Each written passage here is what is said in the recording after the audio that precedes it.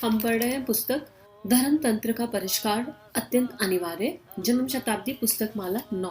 आइए एक गायत्री मंत्र के माध्यम से प्रार्थना करें कि ये जो हम पढ़ रहे हैं ये हमारे व्यवहार में, चिंतन में, चरित्र में, स्वभाव में उतर सके। ओम भूर्भुवः स्वाहा तत्सवितुर्वरेण्यं भर्गो देवस्य धीमहि धियो यो नः प्रचोदयात्। पिछले स्वाध्याय में गुरुदेव हमें समझा रहे थे भगवान की हमसे क्या अपेक्षा है, इसके बारे में गुरुदेव समझा रहे थे। गुरुदेव सोच रहे थे और समझा रहे थे कि जो हम कर रहे हैं शायद वो हमारे भगवान की हमसे अपेक्षा नहीं होगी, निश्चित रूप से, कि हम कर्म कांड के नाम पर पैसे को व्यय करते जा रहे हैं, अपनी मनः स्थिति पे काम नहीं कर रहे, मनः स्थिति को ऊंचा नहीं उठा रहे, धर्म के नाम पर आपस में लड़ रहे हैं, धर्म के सही स्वरूप को नहीं समझ पा रहे हैं और सही उचित शिक्षा का प्रबंध नहीं है, विद्या की कोई बात ही नहीं करता है, रोबोटिक रूप से अपने जीवन को जीने का प्रयास कर रहे हैं और धर्म का उद्देश्य जो लोक मंगल है उस दिशा में अपने कदम बढ़ा ही नहीं रहे हैं। इस बात का की पीड़ा गुरुदेव के इस पूरे प्रवचन में महसूस हो रही है। आगे गुरुदेव क्या लिख रहे हैं? आगे गुरुदेव लिख रहे हैं अत्यधिक अपव्यय धर्म के नाम पर। हिंदुस्तान में सोमवती अमावस्या के दिन गंगा स्नान का बहुत महत्व है। कल्पना कीजिए कि हरिद्वार से लेकर गंगा सागर तक स्नान करने वालों की संख्या कम से कम हर सोमवती अमावस्या के दिन 50 लाख हो जाती है। एक आदमी के जाने जाने का, श्रम का, खाने का, पीने का, दान दक्षिणा आदि का खर्च 20 रुपए आता हो और उसे 50 लाख से गुणा कर दिया जाए तो 10 करोड़ रुपए प्रति सोमवती अमावस्या का खर्च आता है। अब ये उस समय 20 रुपए था, आज अगर हम सोचेंगे तो हम इमेजिन भी नहीं कर सकते। आप कल्पना कीजिए कि कम से कम 4 और ज्यादा से ज्यादा 5 सोमवती अमावस्या हर वर्ष होती है।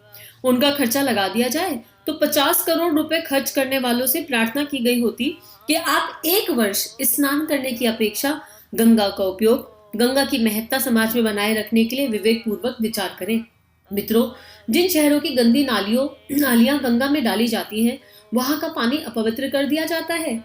स्नान करने वाले उसी नाले के दूषित पानी मिले हुए गंगा जल को पीते हैं और उसी का आचमन करके चलते हैं।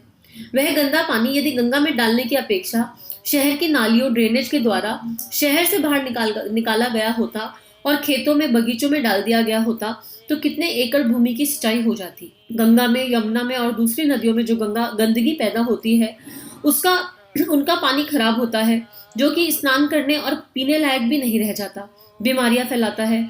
वह 50 करोड़ रुपया यदि उस गंदे पानी का सदुपयोग करने और नदियों को साफ रखने में खर्च किया गया होता तो कैसा अच्छा होता, मजा आ जाता।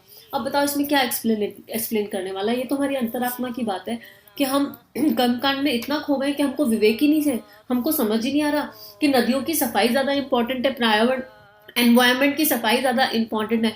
हम पेड़ों की पूजा करते हैं, पेड़ों पे कलावा बांधते दिख जाएंगे ऑन एंड ऑफ। यहाँ भक्ति पर प्रश्न नहीं उठाया जा रहा, लेकिन पेड़ लगाते हैं कभी, प्रकृति के लिए कुछ कंट्रीब्यूट करते हैं। तो गुरुदेव ने गंगा जी का एग्जाम्पल लिया, पर हमारे समाज में, हमारे धर्म में जो है, हर जगह कोई भी धर्म हो उसमें कुछ ना कुछ एक ऐसी चीज छुपी हुई है जिसका तत्व हम तक नहीं पहुंच रहा है और हम उसको लकीर के फकीर की तरह फॉलो किए जा रहे हैं। तो यही बात गुरुदेव कह रहे हैं कि भावना अगर परिष्कृत हो जाए, हमारा भाव अगर उच्च हो जाए तो हमको सही तरीके से समझ में आएगा कि हमको करना क्या है। आगे, धर्म भावना नहीं, धर्म भीरुता, ये एक प्रश्न है, लेकिन कहा क्या जाए? इसे मैं धर्म भीरुता कहता हूँ, धर्म की भावना नहीं। अपने देश में सिर्फ धर्म भीरुता है, धर्म भावना नहीं। धर्म भीरुता और धर्म भावना में जमीन आसमान का फर्क है। धर्म भीरुता मतलब भय से किया हुआ कर्म, एकदम कितना दिया बुझ जाएगा तो कितना मन घबरा जाएगा, अतिशय भय, हर चीज का भय। अगर ये वाली लॉलीपॉप वो वाली टॉफी, ये वाली लॉलीपॉप वो वाली टॉफी, इसी में उलझे हुए हैं। और धर्म भावना में जमीन आसमान का फर्क है। गांव गांव में रामचंद्र जी की लीलाएं और श्री कृष्ण की लीलाएं होती हैं। एक एक लीला में 20 से 20, 30 से 30 हजार रुपए खर्च हो जाता है। केवल मनोरंजन तमाशा होता है, लोग तालियां बजाते हैं, मेला ठेला तमाशा देखते हैं और चले जाते हैं। मित्रों, वह धन जो अवांछनीय और अनावश्यक खेल प्रसंगों में खर्च किया जाता है, जिसको जनता पुण्य समझती है, उसके द्वारा हमने एक कर्मबद्ध रूप से अभियान मंच बनाया होता, ऐसी थियोरेटिकल कंपनियां बनाई होती जो गांव गांव में जाकर भगवान राम, भगवान श्री कृष्ण के जीवन के उद्देश्यों का शिक्षण देने में समर्थ रही होती। उनके नाटक प्रसंगों ने जनता के मन मस्तिष्क को और जनता की दिशाओं को बदल दिया होता, जिससे उनमें नैतिकता, सांस्कृतिक और सामाजिक चेतना उत्पन्न की जा सकती थी। पर हम देखते हैं कि तमाशे के, उपहास के, मजाक के रूप में भगवान को एक खिलौना बना देते हैं। भगवान का सम्मान करने की बात न जाने कहाँ चली जाती है। गुरुदेव एकदम उचित कह रहे हैं कि हर चीज ना एक आंखों को मनोरंजन, इंद्रियों को मनोरंजन देने की दृष्टि से रह गई है, मन के भय को समाप्त करने के लिए रह गई है, और खुद की वाही वाही, अरे हम तो इतनी माला करते हैं, हम तो इस मंदिर जाते हैं, हम तो ऐसा करते हैं, हम तो वैसा करते हैं, बस यहीं तक सीमित रह गई है। उसका जो बेसिक तत्व है वो नहीं पहुंच रहा है, उसका जो मूल है, जो रूट है, वो हमारे अंतरात्मा तक पहुंच ही नहीं रहा है। मित्रों, थोड़े दिन पहले पंजाब में गुरु नानक पर एक फिल्म बनाई जाने वाली थी, तो पंजाबियों ने घोर विरोध किया कि गुरु नानक को ड्रामे के रूप में नहीं दिखाया जा सकता, उनकी नकल बनाने के लिए कोई झूठा आदमी खड़ा नहीं किया जा सकता।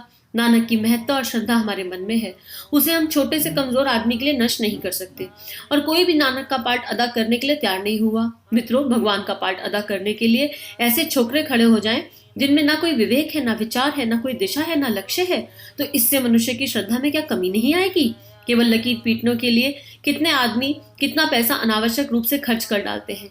यह पैसा कितनी विकृतियां पैदा करता है, यह किसी से छिपा नहीं। जो भी आदमी हराम की कमाई खाएगा, उसका नाम चाहे आ हो चाहे बा, उसके आचरण अच्छे नहीं रह सकते, वह समाज के लिए उपयोगी व्यक्ति नहीं रह सकता। अब सोचो, और हम आजकल अभी हमारे पास तो फिर भी बहुत अच्छे टीवी सीरियल्स बने हुए हैं जो शिक्षाप्रद हैं, क्योंकि उनमें तत्व दर्शन को दिखाया गया है। लेकिन वहीं पर बहुत सारे ऐसे भी बने हुए हैं जो बिल्कुल बेहुदा है, जिनमें कुछ साइंस ही नहीं है, जिसमें कुछ हिसाब किताब ही नहीं है।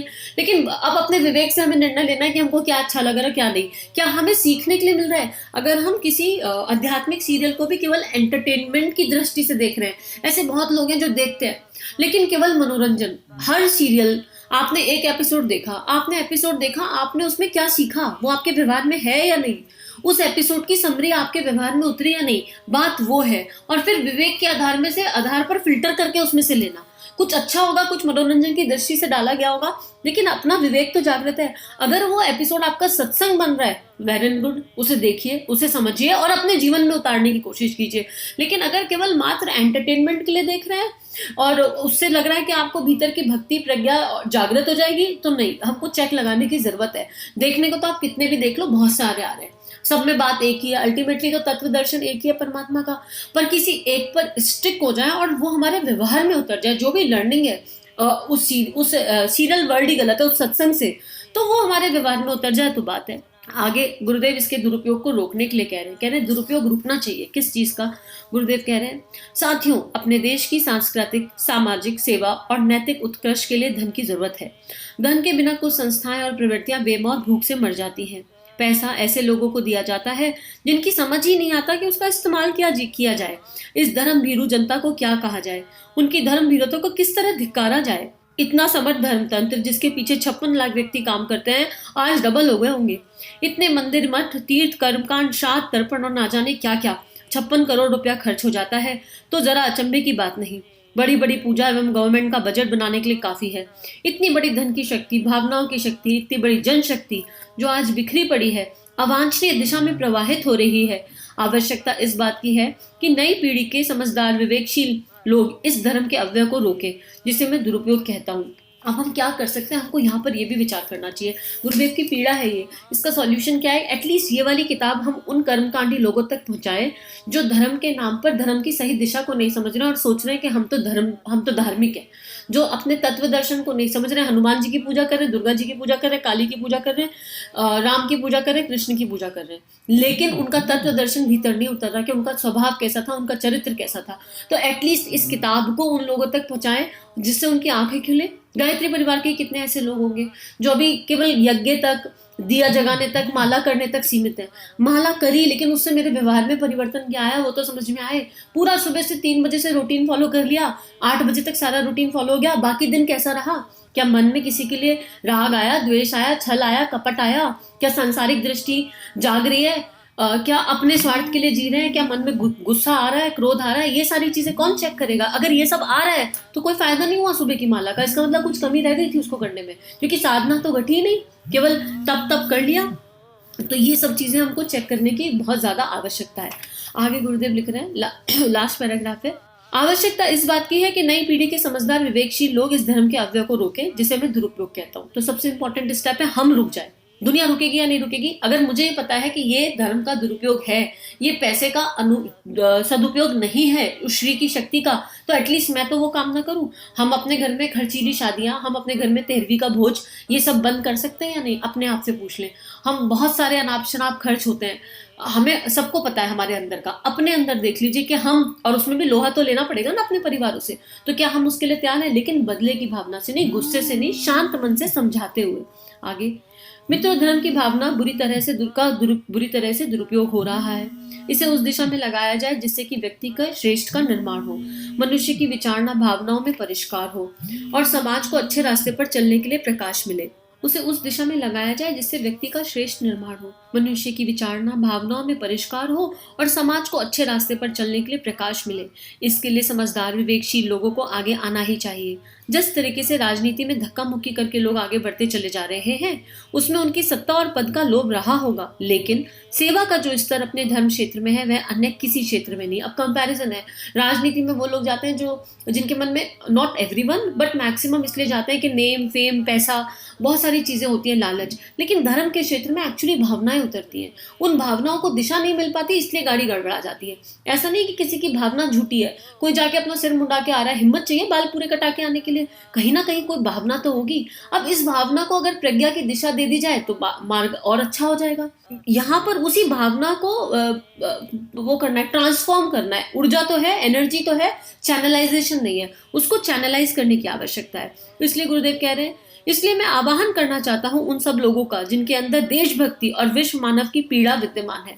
हाँ, पीड़ा होना आवश्यक है। जो समाज का हित साधन करना चाहते हैं, जो लोक मंगल के लिए कदम बढ़ाना चाहते हैं, उनको धर्म के विकृत स्वरूप का समाधान करने, धार्मिक भावनाओं और जनशक्ति को ठीक दिशा देने के लिए कदम बढ़ाकर आगे आना ही चाहिए।